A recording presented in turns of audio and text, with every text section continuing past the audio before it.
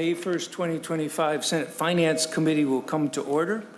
We're going to have one bill on the agenda today, Senate File 856. Senator Gustafson and Senator Kuhn, I believe you're jointly presenting this. This is creating an Office of Inspector General. And wonder if you know we'll have two versions of amendments to look at in a little while as soon as they're ready, but wonder if you want to briefly go through the bill and then have Mr. Erickson go through the fiscal note and the budget stuff. Welcome to the committee. All right. Thank you, Mr. Chair. Thank you, members. Senate File 856 is about one of the most important things we can deliver to Minnesotans, trust in their government. When families pay their taxes, they expect those dollars to serve the public good, not to be lost to fraud, misuse, or mismanagement. So Minnesota has made real progress in strengthening fraud prevention. Over the past 2 years, we've passed meaningful reforms to tighten oversight, improve agency accountability, and increase enforcement capacity. Agencies and legislatures have worked hard to rebuild internal safeguards. The Office of Legislative Auditor has continued its critical work exposing system-level concerns. But we know there are still gaps. The current oversight structure leaves us too often reacting after fraud has occurred rather than preventing it. The Office of Inspector General proposed in SF 856 is designed to fill that gap. It's forward-looking, independent entity focused not just on rooting out fraud, but deterring it through system improvements, early detection, and professional accountability.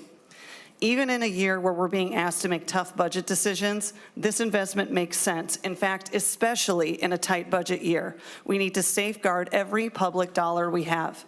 An independent inspector general is not just a policy reform. It's a cost-saving tool that helps ensure limited resources are going where they're needed most. The amendments before you reflect months of collaboration with state agencies, stakeholders, and bicameral bipartisan work. The amendment also responds directly to questions raised by DHS and DCYF in their recent letter. It confirms the Inspector General is housed within the executive branch. It removes language that could conflict with the federal Medicaid oversight. It ensures that existing agency functions and staff are not transferred. They're significant and meaningful changes. They make clear that this bill does not weaken our fraud prevention work, it builds on it. When fraud goes unchecked, it doesn't just waste money, it erodes public confidence in services that we all depend on. 856 is about reinforcing that confidence and making sure that Minnesotans can trust that every dollar spent in their name is used as intended. Fraud against public programs is not a victimless crime. It diverts resources from vulnerable Minnesotans and undermines public trust. I urge your support. Thank you, Senator Gustafson. Senator Kuhn, did you have anything to add? Thank you, Mr. Chair, members of the committee. As we all know, fraud is become a very big problem here in Minnesota, and it requires an all-hands-on-deck approach, including a serious legislative response.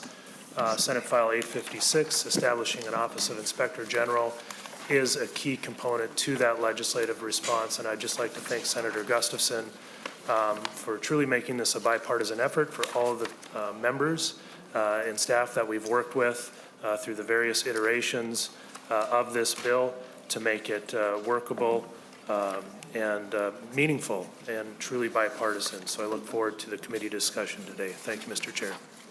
Thank you. Mr. Erickson, did you want to go through the fiscal note? Mr. Chair and members, yes, I can certainly do that.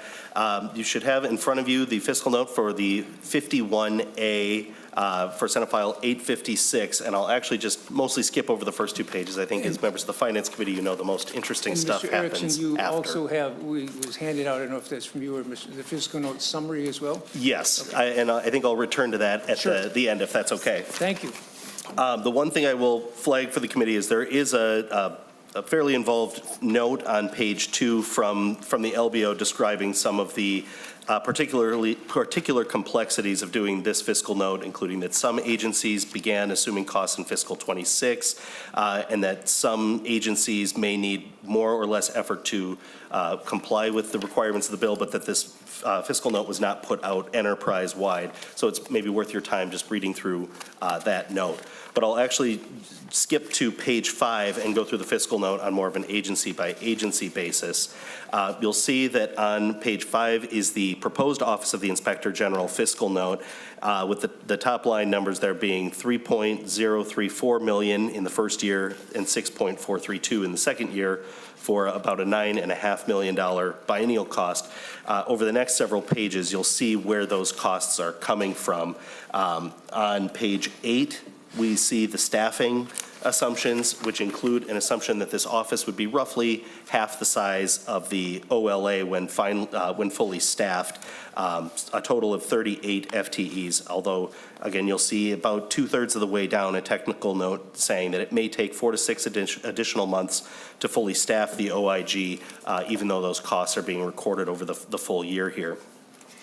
Moving into page 9, you'll see that there's a cost associated with office build-out, with one-time costs for IT and office equipment, a variety of other costs, and those are itemized on the tables that span pages 9 through 11. You'll see the total cost summary in that final table on the second half of page 11.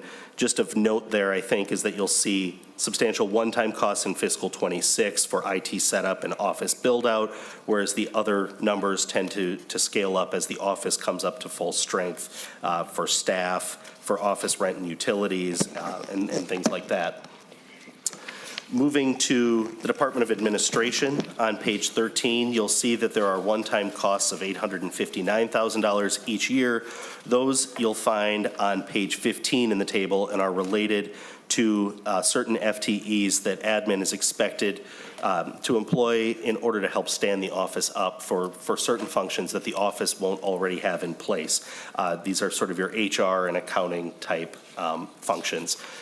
Admin would also be responsible for the office build-out and things like that. Those costs are actually carried in the OIG portion of the note, and we'll return to that at the end of this presentation. On page 17, you'll see the Department of Children, Youth, and Families, which is the first of a couple of agencies that were assigned the note and which currently have an Office of Inspector General. Those aren't being moved, in my understanding, in the amendment, but the costs are still being recognized, that the agency is recognizing here, related to FTEs that they would like to hire in order to coordinate and comply with requests from the OIG. So you'll see for DCYF here, they're saying $229,000 in fiscal 27 and $246,000 ongoing annually. If you want to see what those specific costs are broken out, you'll find those at the bottom of page 19 and into a table on page 20. The Department of Corrections note begins on page 21 and assumes only some minimal work, and so I'll just move on from that one pretty rapidly. On page 24, you'll find the Department of Education's note beginning, and in this case, they have a department, or an Office of Inspector General, that is being transferred, and so what you'll see this note reflecting is the 12 FTEs and the $2 million annual appropriation base moving to the Office of the Inspector General, and that's what's reflected in that table. Page 28 is the governor's note and is an absorbed cost only relating to the governor's responsibility for appointing an inspector general. The Department of Health begins on page 30 and, like DCYF, has costs that they are reporting related to coordinating with OIG investigations, in particular with respect to the WIC program, where they think that you would need an FTE to break down cases more promptly and in a form that is actually readable to folks outside of the reporting system. That cost they are showing as $306,000. Oh, sorry, I'm looking at the wrong number there. $487,000 each year. On page 35, similar to the Department of Health, the Department of Human Services reports those same sort of FTE costs, and you'll see those are a net of $467,000 the first year and $542,000 the second year after some federal funds participation adjustments. On page 38 is the legislature's portion of the note, which is largely related to the costs of the Legislative Inspector General Advisory Commission and is related to member costs and staff costs for the search, for the Inspector General search, and for the actual costs of the commission meetings. On page 43, you will find MMB's note and assumes that it's admin that is supporting the Office of the Inspector General, and so there's no cost to MMB here. Similarly, the OLA has a note beginning on page 45 that is showing no costs. Same for the Public Defense Board on 48, the Sentencing Guidelines Commission on 50, the Supreme Court on 53, and that takes us to the end of the fiscal note. Mr. Chair, I don't know if you want me to pause for questions on that or just segue directly into the secondary spreadsheet. If there are no questions, no obvious questions on that one, please go ahead with the summary spreadsheet. Yes, Mr. Chair and members, the worksheet that was just handed out is a fairly concise, maybe not the most attractive spreadsheet I've ever created, but is trying to compare what is going on in the fiscal note. So this is a little bit like what the front page of the fiscal note that I passed over is. If you take out all the people who had zero costs, and showing the total of the fiscal note was $4.868 million the first year, $6.556 million the second year, and then slightly lower than that moving into the tails. The proposed amendment, however, that I think is coming before the body, is not funding all of those costs, and so this is just for comparison what those costs would look like. In this case, it is $644,000 the first year for admin, which is 3/4 of the amount that was in the fiscal note, $430,000 the second year, which is a half of what was in the fiscal note, and then none of the proposed FTEs from those agencies that I referenced are being funded. There is the recognition of the transferred staff and appropriation from the Department of Education. And then finally, on the bottom line, the Office of the Inspector General note is funded, though you'll notice that the numbers for fiscal 27, 28, and 29 in the amendment are $2 million lower. That amount is being transferred from the Department of Education, so it's not needed to directly appropriate that amount. I'm trying to remember if there's anything else that I promised to return to on this, but I think, Mr. Chair, that concludes my presentation. Thank you very much. Oh, I had one question about now the agencies in the fiscal note. A lot of that was, again, prior when they were moving staff to the OIG's office and so on. These were completed at differing times, and they don't reflect those latest changes, you said. Mr. Chair, that is true for some of the stuff. This fiscal note, I think, was requested on an amendment that had those duties removed. So these duties aren't related to any agency other than the Department of Education transferring over staff and appropriations. So these would represent new costs at those agencies that they think they need to comply with investigations and respond to investigations from the OIG. Okay. Questions from the committee on the spreadsheet or the whole fiscal note? Senator Wicklund. Thank you, Mr. Chair. I'm just wondering if, I don't know if it's up to you, the author, or the fiscal analyst, in terms of what was changed about the proposed amendment, that table, and removing the agency's requests for personnel to do the work. Can you tell me why those were removed? So for example, the Department of Health, had a pretty extensive description of the work that they feel would need to go on to support investigations that might require interaction with the IG office. Can you tell me how you came to the decision to remove that? Senator Gustafson. Thank you, Mr. Chair. Thank you, Senator Wicklund. So one of the thoughts is that we don't assign extra staff to each agency to work with the other offices. So we don't have a staff member in each agency to work with the AG office or the OLA or the BCA. And so it seemed as a cost that maybe wasn't necessary. Also, the objective of the OIG would be to work with the agencies and not as not as an oversight for sure, but not as a cumbersome addition to our watch on use of tax dollars. So since we don't do that for other aid offices, it seemed as if a cost that we could subtract, and I could let Mr. Erickson explain a little bit more, Mr. if Erickson. necessary.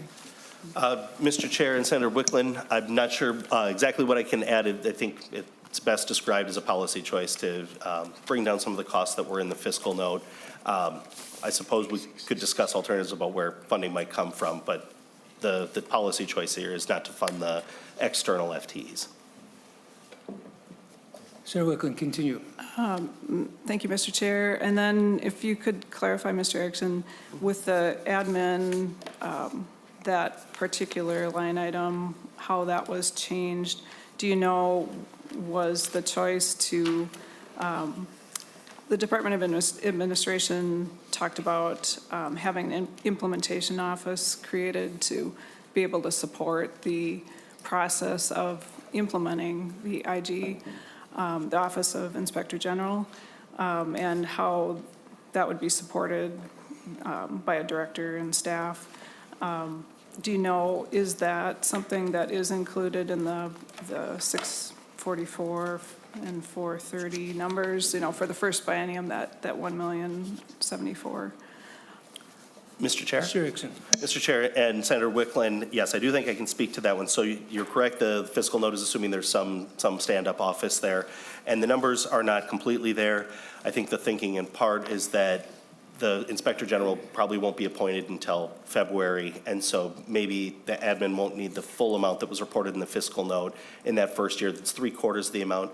And then in the second year, it's cut by half. Maybe the duties will be fully handed off to the OIG sooner than that, though it's also possible that if that's not the case, they would have to come back and ask for a supplementary amount. I am glad that you raised this, though, because it reminds me of the one other thing I've left out in my presentation that's in the amendment, that the second paragraph, the appropriation to the Inspector General, also has a clause in there saying that admin, in consultation with MMB, would have access to the OIG's appropriation in the first year, because the fiscal note reports those costs for build-out and such. It assigns them to the Inspector General. Before there's an authority there who would be able to spend those funds, it seems prudent that admin would be able to have access to those funds for rent and space costs and such. Sorry, I pivoted a little away from your question there. Okay. But, so Mr. Erickson, in effect, the appropriation would be, looks like the first year it's to Commissioner of Administration because there is no OIG to give money to. In the second year, it's, then it's going to, no, in both years, it's going to both the general fund, the admin, and then some to the OIG, but the OIG and the admin department are sharing that in effect. Yes, Mr. Chair. So the first paragraph is essentially the admin costs for the personnel that they're expecting to hire for that stand-up office. And then the second paragraph is the OIG cost. But until that OIG comes on in February, who's there to spend that? And so there's sort of this joint authority for OIG to take it over once they're there and in place. But until that time, admin in consultation with MMB would have access to things like purchasing the equipment and building out office as necessary. Okay. Further discussion on the fiscal note. Then I will mention that we will have a second, that we have an A65, I think, in members' packets, and there will be an A66. Hey, yeah, hand out the A65 and 66 if you have. Mr. Chair, it's A67. A67, so it'll be A65 and A67, is that correct, Senator Gustafson? Chair, could I offer the A67? Do we have it? I think it was just completed, so I think we need to pass it out, Chair. Sure. Senator Draheim will offer the A67.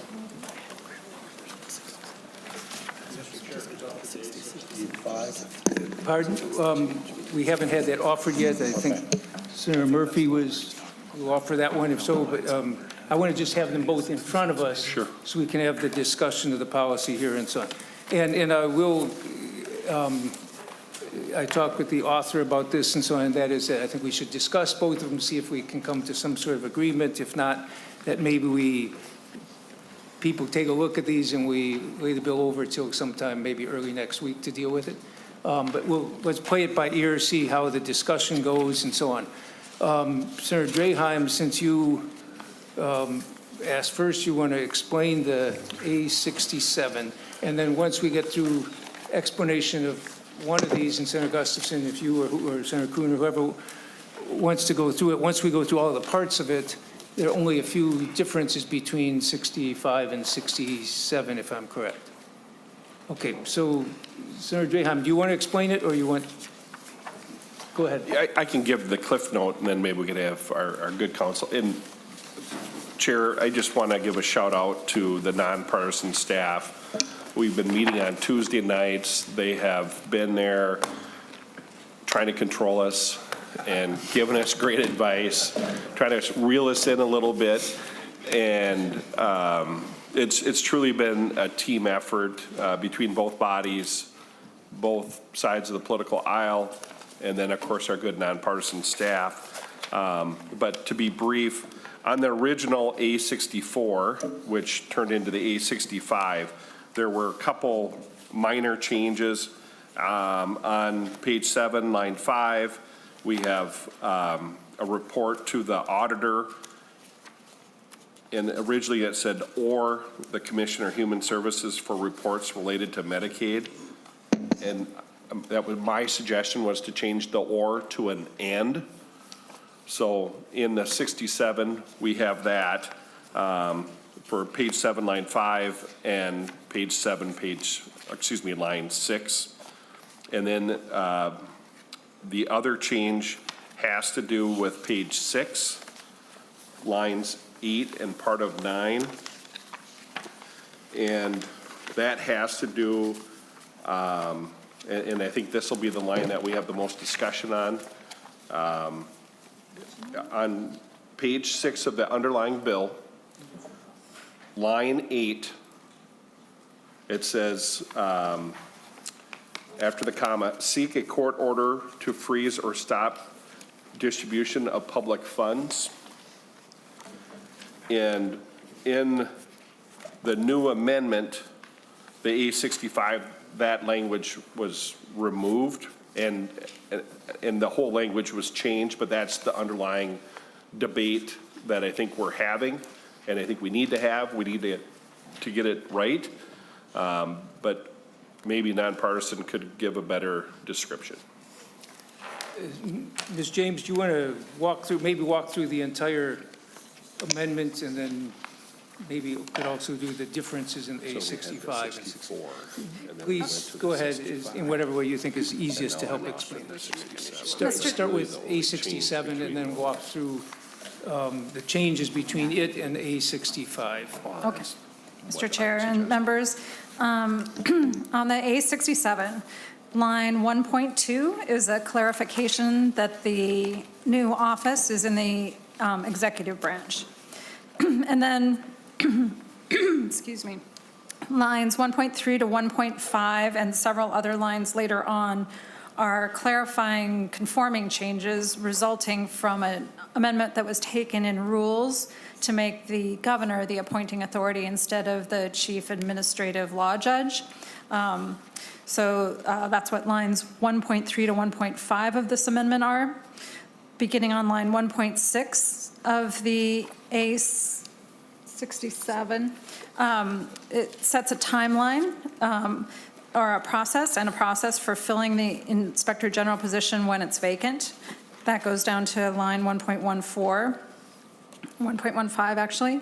And then lines 1.16 and 1.17 of the amendment are again related to that change to the governor being the appointing authority. So those are technical actually at this point, since the choice to make the governor the appointing authority was made in an amendment in rules. Lines 1.18 and 1.19 are involving that paragraph that Senator Draheim identified as of interest to this committee and is different between the A67 and the A65 and the original language. Basically, this language deals with what an inspector general is supposed to do when they have a reasonable suspicion of fraud or misuse. The A67 would provide for the inspector general to have the discretion to seek a court order to freeze or stop payments or to alert the relevant commissioner or heads of agencies when the inspector general has a concern that fraud or misuse is being committed, and would provide a recommendation to the agency to freeze or cease distribution of funds. The A65 if you look at the A65, lines 1.19 through 1.13 are a complete replacement of this paragraph. Provides for the relevant commissioners, for the Inspector General to immediately alert relevant commissioners when a concern is identified that there's fraud or misuse. And then if the alerted agency has an Inspector General and internal investigative capabilities, then the Inspector General is not satisfied with the agency's internal investigation about its adequacy or proceeding quickly enough, then the Inspector General can independently investigate. And then if the Inspector General has a reasonable suspicion that fraud is committed, they may make a recommendation to the agency to freeze or cease distribution of funds and notify law enforcement. If the alerted agency does not have an internal Inspector General or investigative capabilities, then the Inspector General must investigate further, and if that results in a reasonable suspicion that fraud or misuse is occurring, then the Inspector General has to make a recommendation to the agency to freeze or cease distribution of funds and notify law enforcement officials. So going back to the A67, that brings us to line 1.20. And this is a technical change to consistently identify the Medicaid program. Lines 1.12 to 1.22 deal with the notification that the Inspector General has to provide. It clarifies the reporting specifically with regard to Medicaid fraud allegations. And as Senator Draheim noted, there's a change here between the A67 and the A65 on lines 1.21 and 1.23. These are ands in the A67 as opposed to ors in the A65. Lines 1.25 through 1.29 of the amendment are some language for the Department of Human Services, providing that that the Inspector General has to not comply with any provision of this section if doing so would jeopardize federal funding.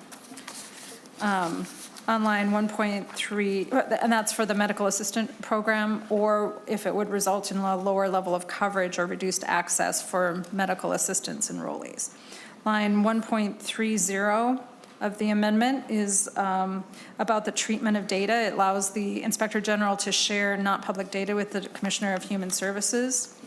Lines 2.11, or no, not 2.11, sorry, line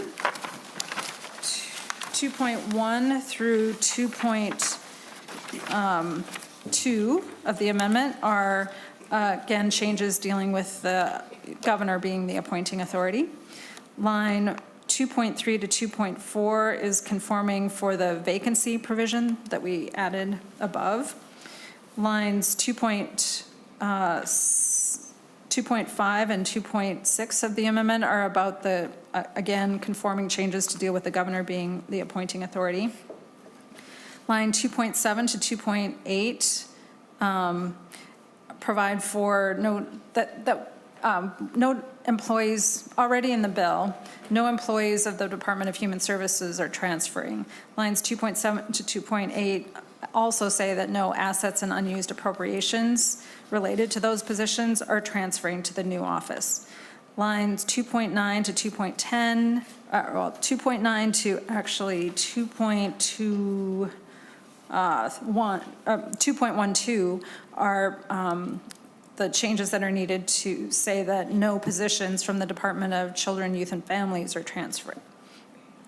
Lines 2.13 to 2.28 clarifies the OIG's role with respect to the Department of Human Services. Lines 2.18 and 2.19 are clarifying changes. Lines 2.20 and on are the replacement of the appropriation section. And line 3.3 to 3.4 are provisions, or 3.3 to 3.5 deal with leaving the investigational duties to the Department of Human Services and the Department of Children, Youth, and Families. Thank you. And you basically explained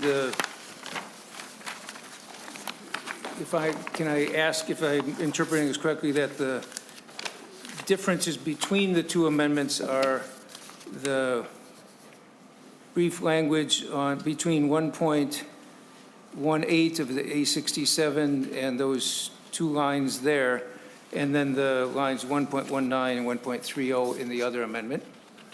And then the other one was changed from and to or in, where was that in the amendments? Yes, Mr. Chair and members, in the bill on page 7, lines 5 and 6, in the, let's see, in the A65, it is an or, that the Inspector General also provide notification, or alternatively provide notification to the Commissioner of Human Services for reports related to Medicaid. And in the A67, it's and, so the legislative auditor, so the report would go both to the legislative auditor and to the Commissioner of Human Services. Okay, discussion of the amendments, and then we may end up focusing on one, the difference, but so on. Discussion of the amendments or the bill other than that one section, maybe we start with that. Senator Pratt? Thank you, Mr. Chair. I was wondering if the authors could comment on the amendment. Sure. Go ahead. Senator Gustafson first, and then Senator Kuhn, whichever way you want to go. Thank you, Mr. Chair, and thank you, Senator Pratt. I think from the beginning, you might now here in finance are seeing some of the challenges we've had. I think the idea of an Office of Inspector General seems in a way sort of simple, that they should have that oversight authority and be able to investigate. But as you dig into it, you realize that you need three things to make this office work. So you need an independent oversight authority, which is the goal of the whole office. But you need it to be constitutional. We're going after bad guys. So the last thing you want is for somebody to be found guilty of something only to go to the Supreme Court and find that this whole office is unconstitutional. So we have to make sure it's constitutional, which is why some of the changes you see here now have developed. And then the last thing is that we need to preserve federal funding. So again, all three of those things have to happen at the same time for this to be set up the right way. And so that has taken, a tremendous amount of word crafting, and that's why we have had several of these Tuesday night meetings to make sure that we get it right.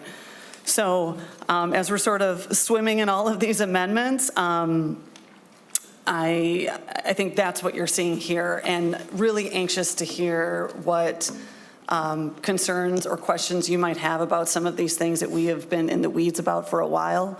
Hopefully we can come to a resolution and find a way forward that matches up with it. But I think, for me, I want the Office of Inspector General to have the teeth necessary to do the work that's necessary.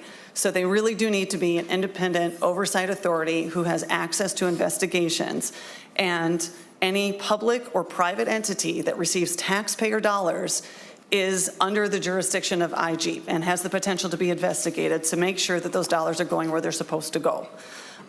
So that's where I'm at, but I'm also very conscious of the fact it needs to be constitutional, and we need to preserve that federal funding. For those who don't know, and we can have counsel explain it more, the federal government requires that every Department of Health in every state has to have an internal embedded IG or auditor that will monitor the federal dollars going in and out, specifically Medicaid. And if you don't have that, you're out of compliance with the federal government and you could lose federal funding. So that is where some of these words are getting tricky, and why we need to make sure that this is set up the right way. And then Senator Kuhn. Thank you, Mr. Chair, and thanks, Senator Gustafson. I agree with that as well. Specifically looking at the differences between the A65 and the A67, we'll start with the easy one first. Senator Draheim's suggestion to change the or to the and on the reporting to the Commissioner of Human Services and or the OLA when it involves Medicaid. I think there's no reason to not have an and there. I don't see any problems with that. We're talking about a report. So I would support the and language rather than the or language. the "and" language is in the A67. I think the real dispute here, or let's say discussion that we should be having, it is true that all states have specific requirements to prevent and control Medicaid fraud. The federal government does require that. I think really the discussion that we need to have here, and that, by the way, is set forth, that requirement is set forth for specifically as it relates to suspending funds, is in 42 CFR 455.23. And really the discussion point here is whether that method that's set forth in the Code of Federal Regulations is the exclusive way for a state to suspend payments in the case of Medicaid fraud. I would submit to you the answer to that is no. The federal government requires the states to come up with this and requires the states to come up with a plan, which Minnesota has done. But there's nothing in that makes it the exclusive way or that prohibits a state from coming up with additional ways to combat fraud in the Medicaid program. And I think there are examples of that out there where there are other grounds for suspension, state-specific regulations. States, I would look at it this way, the federal government requires a baseline for making sure that you have controls in place to combat fraud in the Medicaid program. Federal government does not restrict states from going above and beyond that to make sure that, to have the options of having other avenues to make sure that there isn't Medicaid fraud. So that's a long way of saying that the A67, in my view, is the way to go here because it leaves everything in place for the Medicaid fraud preventions that we currently have, and it adds an additional avenue for the Office of Inspector General to be able to petition the court to suspend payments where they have a reasonable suspicion of fraud. And I think having some redundancy when it comes to combating fraud is a good idea. And I think limiting the Office of Inspector General's jurisdiction to not be able to do that and to rely exclusively on the agencies is not the way we want to go. So that would be my position on the differences between the A65 and the A67 and why this committee should support the A67. I'm going to, because we don't have too much more time here this morning, and I don't know that we're going to get into the gist of this, I'm going to ask if this seems reasonable to the committee, and that would be to adopt all of the A67 except for lines 118 and 119, because the only difference between the rest of it and the A65 is the language on 1.21, the and versus or, and I don't know that there's any controversy over that. So in effect, I'm wondering if, just so if we're not going to finish this today, but we're going to have the discussion on the gist of the difference between the two amendments, if we adopted everything else, which would mean, Senator Draheim, the A67 be everything except for lines 118 and 119. The only other difference is that switching, taking the and instead of the or.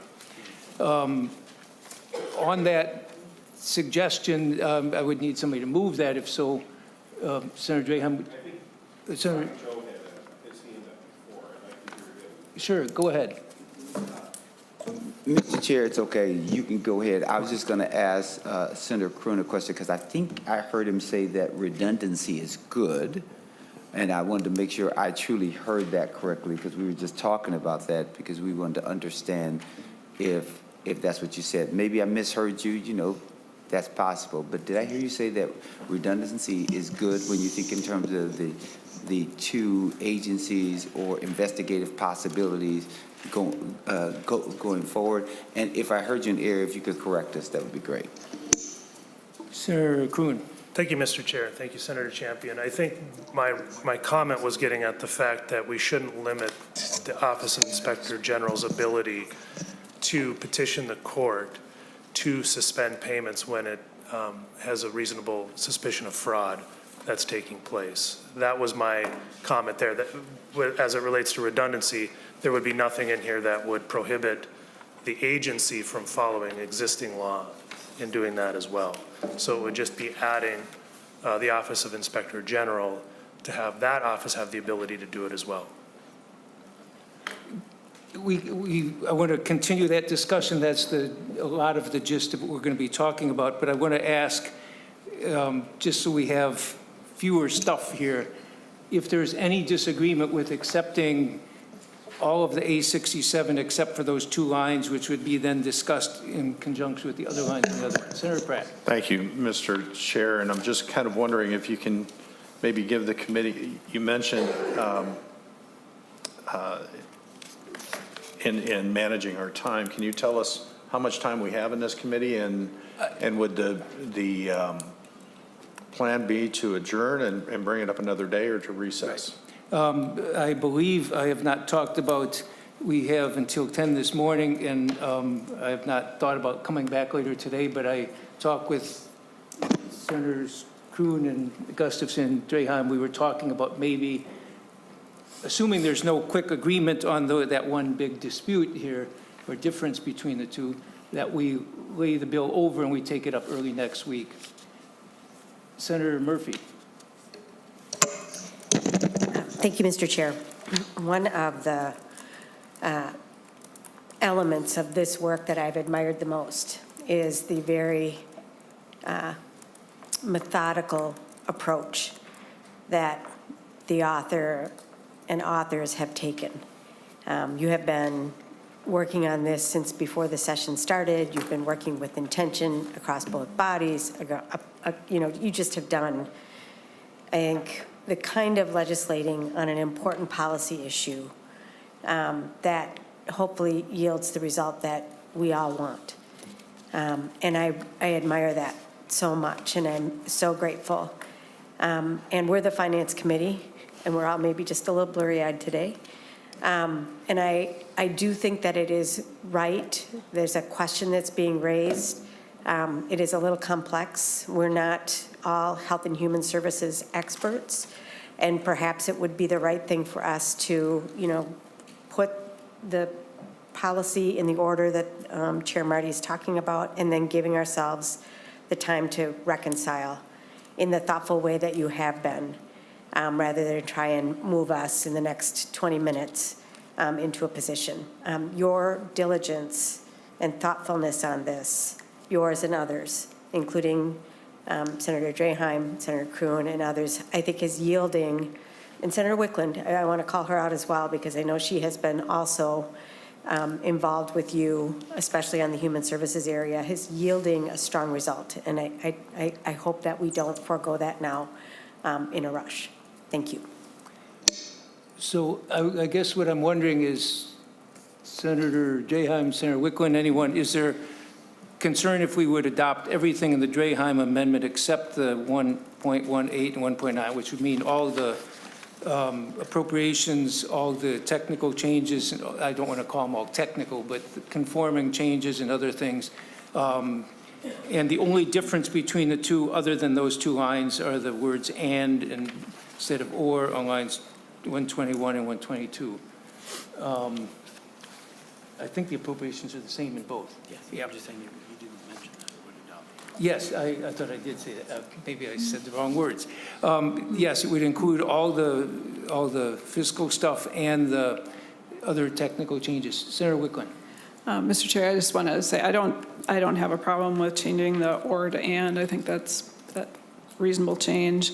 I would just like to register that I think the appropriations in here, this based on the summary, I just like to register concern about that. So I would support doing this, but I have concerns about the appropriations. That's appropriate, yes. I mean, it's important if we're going to adopt this other language, we can obviously revisit that when people have looked at fiscal note more and so on in the next few days. Senator Friends, did you have your? Mr. Chair? Oh, yes, sorry.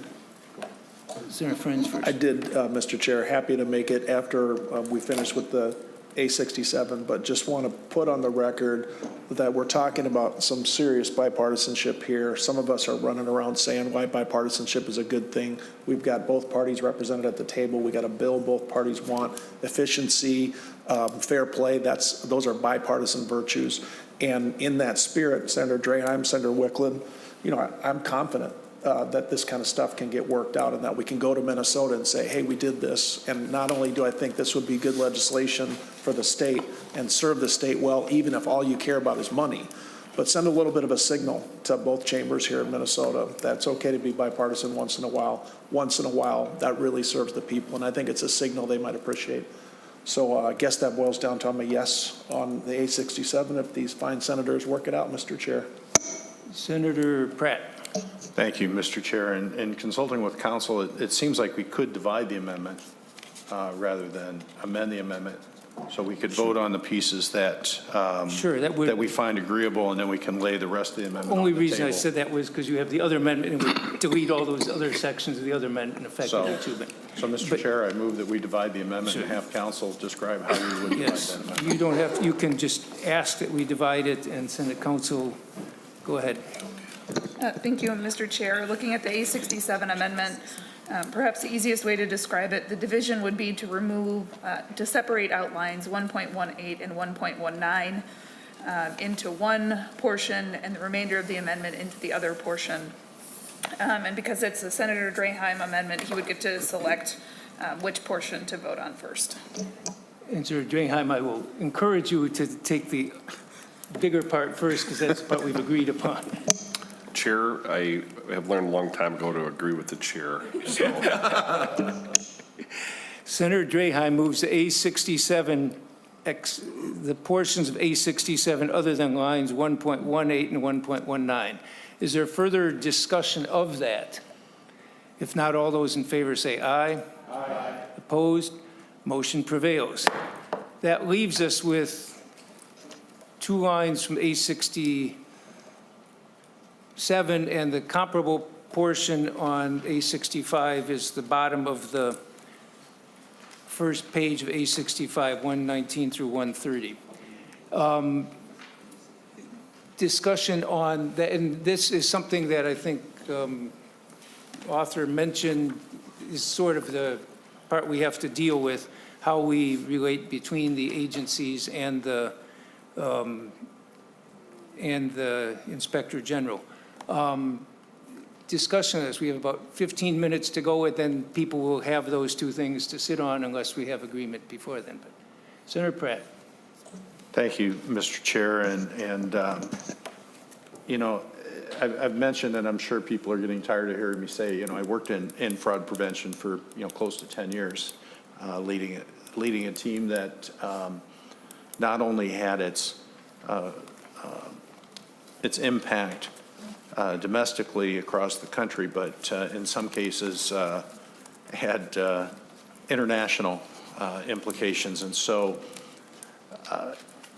one of the things that I found and a mantra that we adopted for my team was speed is life.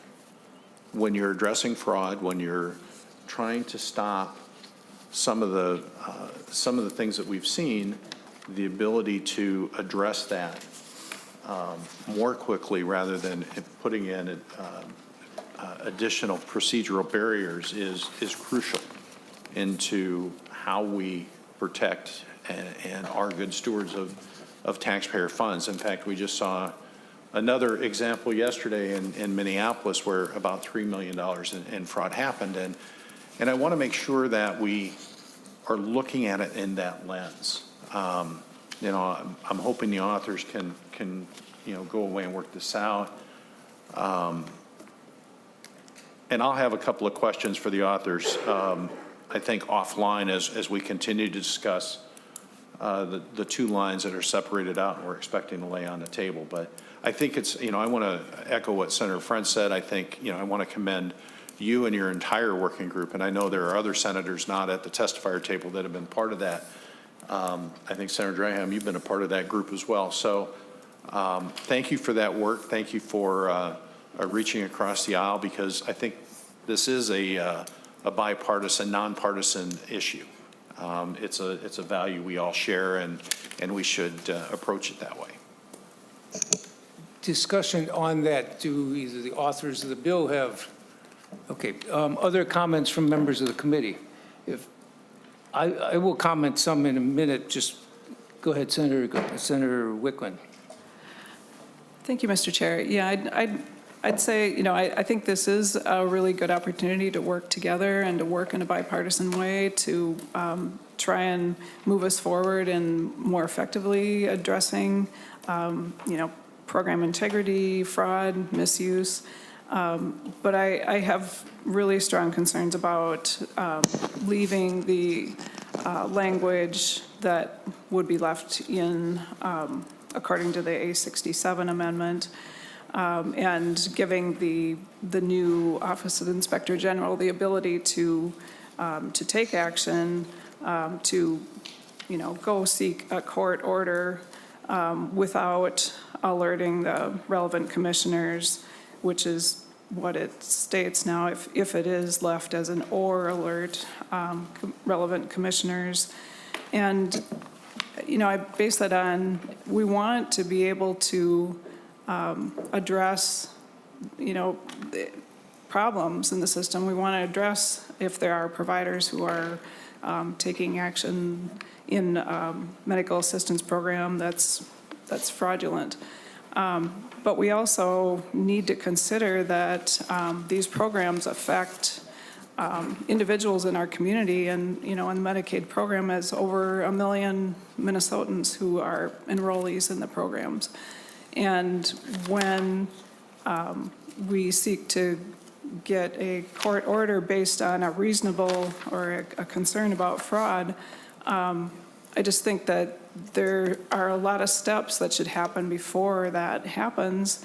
And I'm not sure that the Office of Inspector General is going to be set up to be able to accomplish those steps in the manner that's necessary to, protect individuals who might be receiving services, and to make sure that the case is not compromised in some way, that DHS, who has to investigate a Medicaid case, that it will impair or create issues with being able to address a case. Today, the Program Integrity Office or Oversight Group, they are overseeing, over 390,000 entities. They currently have about 99 people in that office in DHS who do program integrity and fraud investigations for Medicaid and for child care assistance program. And I guess I'm really concerned that if this new office has the authority to seek a court order to freeze funds, that we will risk compromising investigations. We will risk impacts on individuals who are receiving services. And we need to make sure that we think that through before we put this in place. There's been discussion about the federal money impact or federal impact due to their regulations, and that's one aspect of it.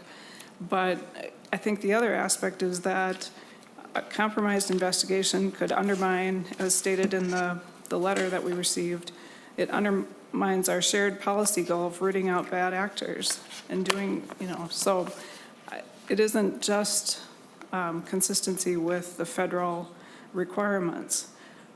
So I would have strong concerns about leaving that language in there, and am open to continued discussion related to the A65 amendment. That, to me, that paragraph is structured in a way that gets at my concerns much more directly. It lays out a process for reports and alerting the relevant commissioners immediately. And I think that it reflects much more closely what I think should be happening when we're looking at human services programs, so including Medicaid, the Child Care Assistance Program, the Great Start Payment Program, WIC, when we're addressing these programs that have a large impact on Minnesotans. I think that paragraph, and I'm open to discussing it more, much more reflects what I think we should be looking towards implementing.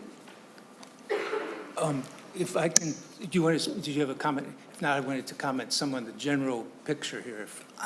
Thank you, Mr. Chair. If I could just point out a couple of things. There's nothing in our bill that prevents DHS from doing their job or doing investigations. In fact, we have made sure to preserve all of their job duties at DHS. They are not transferring over. All of their employees are continuing to do the work that they're already doing. So that none of that is in peril. I'd also point to page 6 under relationships to powers and duties of other agencies under line 6.7. It talks about how the Inspector General may perform the Inspector General's duties and apply their authority, but it then goes on to list that the Department of Human Services has primary responsibility to investigate fraud in the Medicaid program. The Department of Children, Youth, and Families has primary responsibility to investigate fraud in the Child Care Assistance Program. The Department of Health has primary responsibility to investigate fraud related to the WIC program. So we have spelled out who will take over those investigations first. Furthermore, if you go to another section of the bill that will take me too long to look up, but there is an interagency agreements, and that is where the Office of Inspector General would work directly with DHS to find out what would happen if this scenario were to play out or this one. And finally, I will just mention that the DHS already works with the OLA, it works with the Attorney General, it works with BCA, doing similar work, and yet still is able to maintain the integrity of their agency, continue to do their fraud work, and still have those other checks and balances to make sure that fraud can be stopped as quickly as possible. Thank you. I wanted to just a general comment for perspective on this. I've been trying to I've been hearing some of those concerns, and I asked Senate Council for help in this language, which was my request, the A65, that one paragraph. Partly because, I mean, the concerns of the agency in terms of redundant work or conflicting work or other things like that, but partly just to keep in mind the scope of this thing. We are, according to fiscal note, 38 employees in this new office as Inspector General. And I think that, as Senator Gustafson pointed out, the lines 620 and following and so on, that the DHS would be, and the other agencies that have these things with the federal ties and so on, they have their own investigative stuff, and they're still the primary ones, but nothing takes away the Inspector General's ability to dig in. Here's a case we want to investigate. But just in terms of scope, there are 38 employees here. The DHS, that memo that DHS put out a few months ago says they have, just in their auditing and program investigative stuff, they have 99 employees. And the OIG is supposed to cover all of state government and all the things that are happening, which is why I think this language is trying to reflect that, because the bill, without that language, basically says the Inspector General can seek a court order and stop doing that, or alert relevant commissioners and so on. It seems to me they're getting hundreds and hundreds of tips. I don't know, OLA gets thousands of tips a year, I'm guessing, on potential fraud. I'm going to guess the OIG is going to get a lot more than they do, because if I hear of fraud in some agency, and my first thought is, oh, let me call the auditor, the legislative auditor.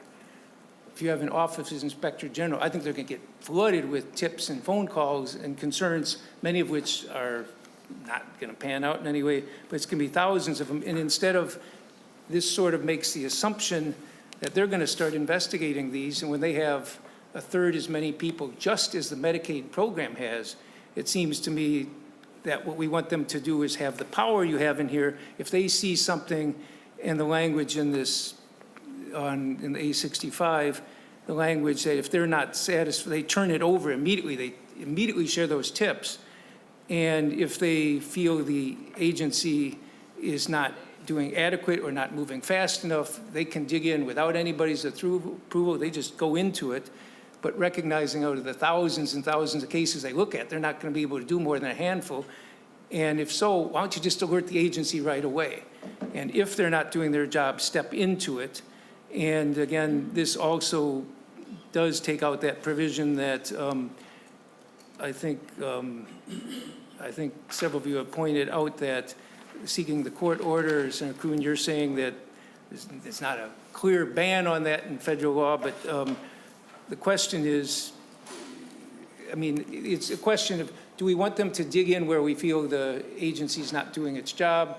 Because they have the ability to audit the agency, say, look, you guys in your program integrity stuff, you're not doing the right stuff. If you are, you can go ahead and do this.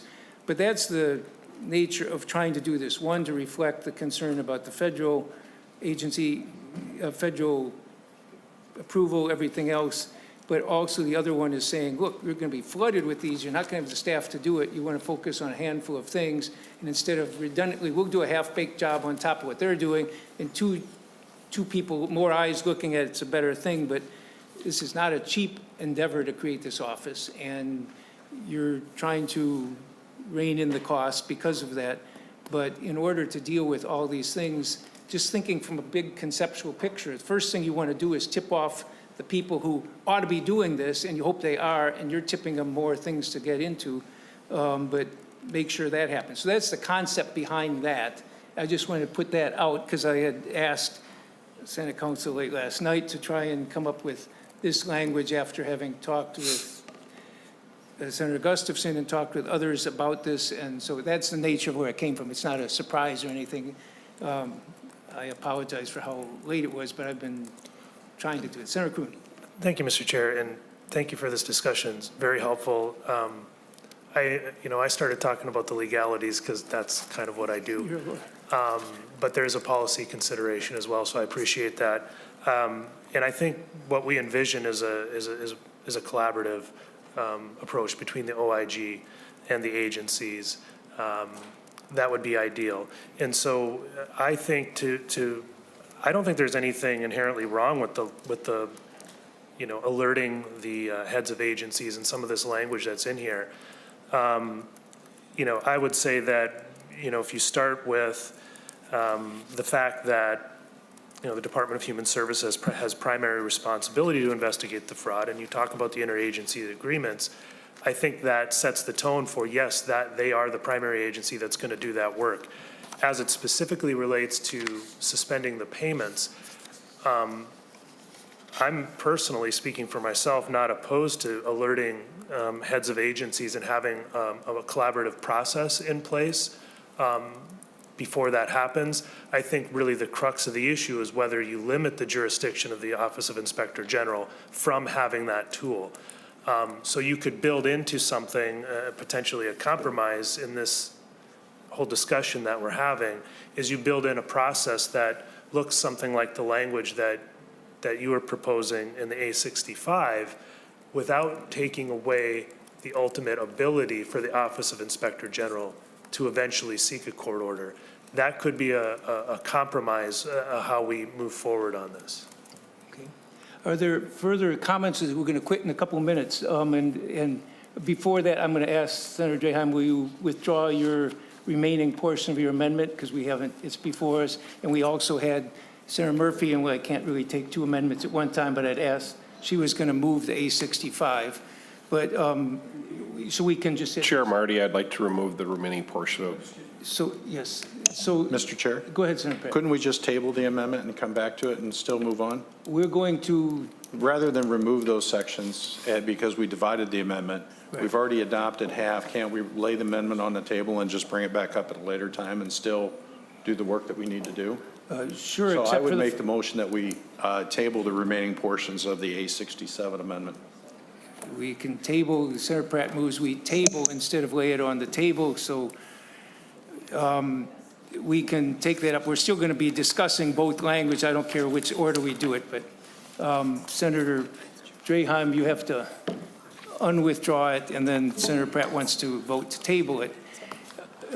So moved. On Senator Pratt's motion that we table lines 18 and 19 on page 1 of the A67. All those in favor say aye. Aye. Opposed? Motion prevails. So is there any further comments from the authors before we lay the whole bill on the table and we'll take it up? I'm presuming next Tuesday we will be meeting, and so that gives you several days. Mr. Chair, Should we just put all our stuff in our packet so it doesn't have to be reprinted or anything? Yes, you Yeah, may let's do that. insert this all back in your packets. That will save us effort. Any further discussion? Senator Murphy. Thank you, Mr. Chair. And just briefly, Senator Gustafson has guests in the room behind her. There are a couple of educators, one a dear friend of mine, Lisa Johnson, and a group of students who are here, I think, to learn about the work that we do. And we often get a bad rap for fighting a lot. And you can see that we often think and talk a lot, which is the foundation of good legislating. I'm really glad you're here. I hope you all choose to run for office someday. Thank you. Thanks for pointing that out. If there being no further discussion, this committee will be adjourned and we'll meet on Tuesday, presumably, to deal with this. I just laid the bill on the table. No further discussion. This committee is adjourned.